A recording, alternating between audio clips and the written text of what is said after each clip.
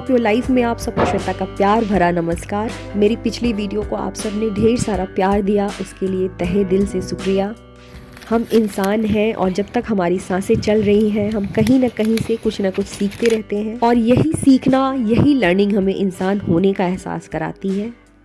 Scientific reason के साथ इसे वैज्ञानिकों ने भी प्रूव किया है कि जो लोग कुछ ना कुछ सीखते रहते हैं, चाहे ये लर्निंग छोटी ही क्यों ना हो, औरों के मुकाबले में उनकी याददाश्त काफी तेज रहती है। औरों के मुकाबले में वो अधिक खुश और पॉजिटिव रहते हैं।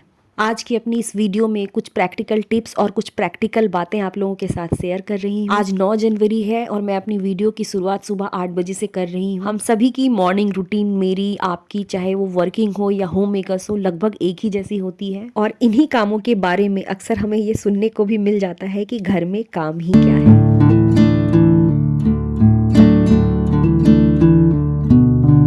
मैं अपने लिविंग रूम को अरेंज कर रही हूँ और इस जगह पे जितनी भी चीज़ें हैं, सोफ़ा कवर, कुशन कवर, सब मेरे बनाए हुए हैं, जिसकी वीडियो मैंने ऑलरेडी यूट्यूब पे शेयर कर रखी है। ये एक आइडिया मुझे काफ़ी पसंद आया जिसे मैं आप लोगों के साथ अभी शेयर करूँगी। मैं बिल्कुल झूठ नहीं बोलूँगी कि ये मेरा आइडिया है, इसे मैंने यूट्यूब से ही सीखा था। ये एक सस्ता जुगाड़ है जो हमारे डाइनिंग टेबल या सेंटर टेबल को बिल्कुल नया लुक देगा। जब कभी भी हम अपने सेंटर टेबल या डाइनिंग टेबल के लिए अलग से टेबल क्लॉथ लेने जाते हैं तो वो हमें काफ़ी महंगा पड़ता है। ये कोई टेबल क्लॉथ नहीं है, थान का कपड़ा है जिसे मैंने 50 रुपीज़ मीटर अपने लोकल मार्केट से लिया है। ये मुझे बहुत ही सस्ता पड़ा है और अपने इस सेंटर टेबल के ऊपर मैंने जो लीफ पैटर्न मैट को बिछा रखा है, इसे मैंने अपनी एक पुरानी सूट के स्लीव से बनाया था। इसकी भी वीडियो मैंने अपलोड कर रखी है। ये इसका फाइनल लुक है। हमेशा इतना साफ नहीं रहता है, घर में बच्चे हैं तो मेरा घर भी गंदा होता है। इस तरह की जो स्ट्रिंग लाइट होती है, इसे भी मैंने 50 रुपीज़ में लोकल मार्केट से ही लिया है।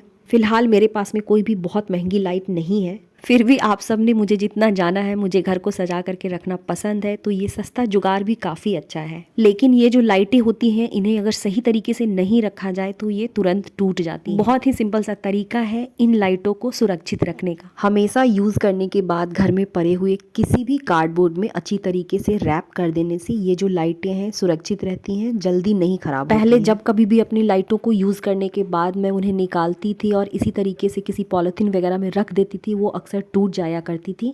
इस तरीके से रख देने के बाद मेरी लाइटें सुरक्षित रहती हैं, अब ये नहीं टूटती हैं।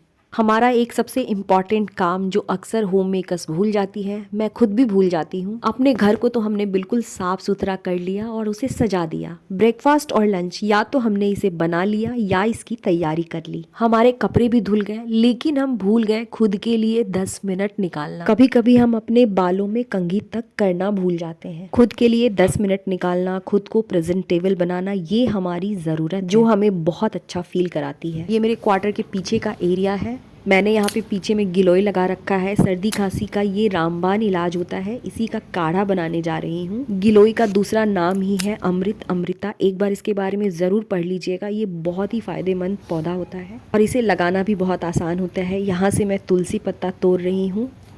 मेरी एक सब्सक्राइबर फ्रेंड है जिनकी रिक्वेस्ट आई थी अपना गार्डन टूर कराने के लिए। आज की वीडियो में गार्डन का टूर कराऊंगी, लेकिन उसके पहले हम और आप मिलकर के ये काढ़ा तैयार कर लेते हैं। 2019 में हमारा ट्रांसफ़र यहाँ हो गया था।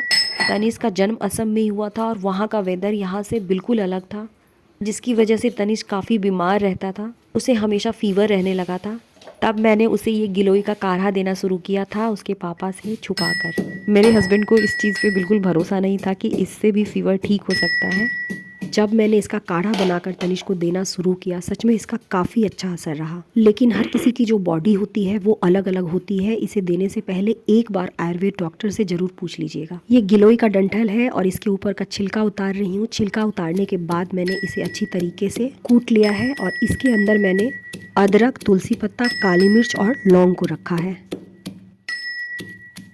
मेरा भी गला काफ़ी ख़राब हो गया है, बहुत जोरों की सर्दी लग चुकी है। आवाज़ से आप लोगों को पता चल ही रहा होगा। मैं दवाइयाँ बहुत कम खाती हूँ, काढ़ा से ही काम चला लेती हूँ। जब तक हमारा काढ़ा बन रहा है हम चलते हैं अपने अगले टिप्स की तरफ। हम सभी के पास में इस तरह की छोटी छोटी बहुत सी पाउचें होती हैं। ये सॉसेस की भी हो सकती है, बहुत सारी मसालों की होती है। पहले मैं इसे सीधे ही फ्रिज में रख देती थी, कभी कभार फ्रिज भी गंदा हो जाता था। मैंने इसे रखने के लिए अलग से कोई ऑर्गेनाइज़र या डब्बा वगैरह नहीं खरीदा था। और ये पॉसिबल भी नहीं है कि हर चीज़ के ऑर्गेनाइज़र को हम बाहर से खरीद करके ही लाएं। ये मेरे पास में एक मिठाई का डब्बा है, ये प्लास्टिक का डब्बा है, थोड़ा मजबूत टाइप का ये डब्बा है। 7 जनवरी को मेरे हस्बैंड का बर्थडे था, उसी में उनके फ्रेंड ने ये मिठाई लाई थी। इस तरह का जो प्लास्टिक का डब्बा होता है ये एक बहुत ही अच्छा ऑर्गेनाइज़र बन सकता है। इसे हम बहुत सारी चीज़ों को रखने के काम में ला सकते हैं। हाँ, यदि इसका थोड़ा लुक चेंज करना है तो इस पे हम पेंट कर सकते हैं, किसी तरह के पेपर वगैरह को स्टिक कर सकते हैं। किचन में मेरा काढ़ा पूरी तरीके से तैयार हो गया है। काढ़ा पीते पीते चलते हैं मेरे गार्डन में। वैसे ये ऑप्शनल है, लेकिन इसमें मैंने थोड़ा सा गुड़ मिला दिया है। मेरे क्वार्टर के पीछे का एरिया है जहाँ पर हमने कुछ प्लांट्स लगा रखे हैं।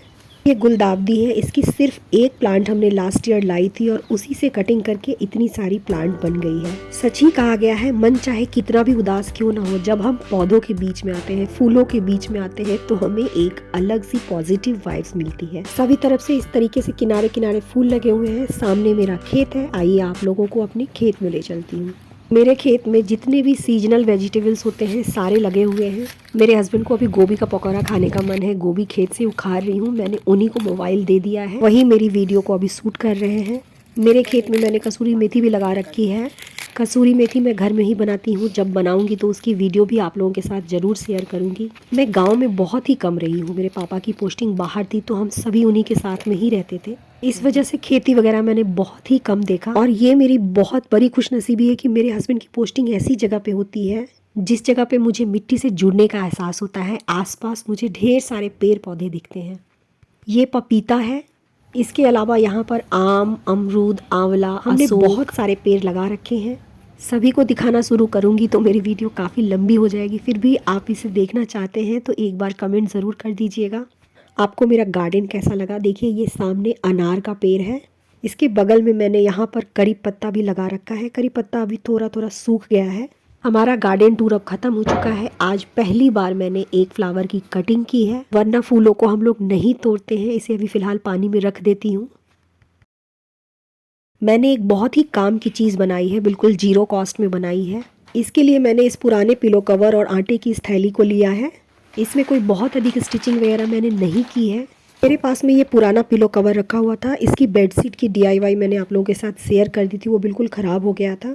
ये जो पिलो कवर है और आटे का जो बैग है, दोनों की साइज़ बिल्कुल बराबर है। इस पिलो कवर में मैंने कोई भी कटिंग वगैरह नहीं की है, बस आटे का जो बैग है उसे ही इसके अंदर रख रही हूँ। आटे के बैग को पिलो कवर के अंदर रखने के बाद मैंने इसे बिल्कुल अच्छी तरीके से सेट कर लिया। हाथों से अच्छी तरीके से सेट करने के बाद अब हमें करना क्या है, इसके चारों ओर सिलाई लगा देनी है। इसका जो पहला यूज़ है, हम अपने किचन में काउंटर टॉप पर गीले बर्तनों को रखने में इसे यूज़ कर सकते हैं। दूसरी तरीके से भी ये काफ़ी यूज़फुल है। अभी ही मैंने आप लोगों को सेंटर टेबल सजा करके दिखाया था। घर में चाहे बच्चे हो या हम खुद भी कुछ ना कुछ खाते रहते हैं, चाहे वो बेड हो, सेंटर टेबल हो, कहीं भी हम इसे खाते वक्त यूज कर सकते हैं। वीडियो में आगे बढ़ने से पहले आप सबसे वही पुरानी रिक्वेस्ट है, यदि आपने अब तक मेरे चैनल को सब्सक्राइब नहीं किया है तो इसे सब्सक्राइब ज़रूर कर लीजिए, और यदि आपने सब्सक्राइब कर रखा है तो उसके लिए तहे दिल से शुक्रिया। ठंड के दिनों में हमारी जो सबसे बड़ी प्रॉब्लम होती है वो है कपड़े रखने की। जगह बिल्कुल कम और कपड़े ढेर सारे। मैं इस तरीके से एक साथ ढेर सारे कपड़ों को हैंग करती हूँ। मेरे लिए काफ़ी हेल्पफुल है और इसीलिए आप लोगों के साथ भी इसे शेयर कर रही हूँ। हैंगर के ठीक बीचों बीच इस तरीके से मैंने ऊन को रैप कर दिया है। मैंने इसे बहुत अधिक टाइट करके नहीं बांधा है। इस तरीके से दरवाजे के पीछे एक साथ बहुत सारे कपड़े को हैंग करके रखती हूँ। एक हैंगर लगाने के बाद उसी में मैंने दूसरी हैंगर को भी हैंग कर दी। जगह चाहे कितनी भी छोटी क्यों ना हो, हम एक साथ इस तरीके से बहुत सारे कपड़े को हैंग करके रख सकते हैं। बहुत ही छोटी सी ट्रिक है, लेकिन मेरे लिए ये काफ़ी हेल्पफुल है। ये वाली जो छोटी सी ऑर्गेनाइजर है, कार्डबोर्ड के डब्बे से मैंने इसे बनाया था और आप लोगों के साथ शेयर भी किया था। इसमें मैं अपनी दवाइयों को रखती हूँ। आप लोगों ने कमेंट में पूछा भी था कि दी अभी आप स्टिचिंग वीडियो क्यों नहीं अपलोड कर रही हैं। इन दवाइयों को हर 3 घंटे पे मुझे अपनी आँखों में डालनी है, इसी वजह से फ़िलहाल मैं स्टिचिंग नहीं कर रही हूँ। ये एक बिल्कुल छोटी सी टिप्स है जो काफ़ी हेल्पफुल है। मैं जहाँ भी बैठती हूँ अपनी बनाई हुई ऑर्गेनाइज़र में इन दवाइयों को रखने के बाद अपने साथ ही रखती हूँ, जिसके कारण इसे टाइम पर लेना कभी नहीं भूलती हूँ। ये आपको भी दवाइयाँ लेनी है और उन्हें नहीं भूलना है तो छोटी सी डिब्बी में अपने साथ रखिए। इसी के साथ आज की मेरी ये जो वीडियो है उसे ख़त्म करती हूँ। मिलते हैं अगली वीडियो में।